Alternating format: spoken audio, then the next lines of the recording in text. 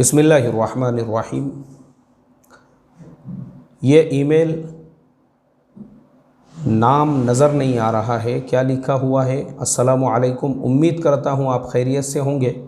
मैंने आपका share market के ऊपर वीडियो देखा था, बहुत ही इन्फॉर्मेटिव है।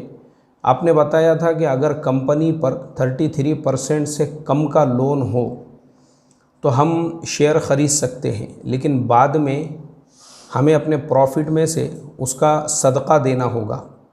मेरा सवाल ये है कि अगर हम शेयर ख़रीद और बेच रहे हैं तो इसमें से भी देना होगा या सिर्फ कंपनी की तरफ से शेयर डिविडेंड मिलता है उसमें से?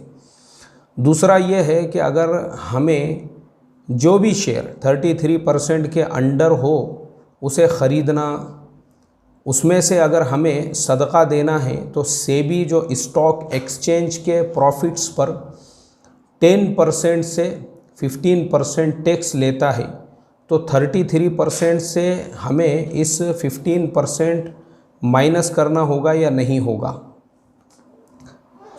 भाई, जिन भाई साहब ने ये ईमेल किया है, आपने आपका नाम, आपके शहर का नाम और आप कहाँ से ये सवाल पूछ रहे हैं वो सारे डिटेल्स नहीं लिखे हैं।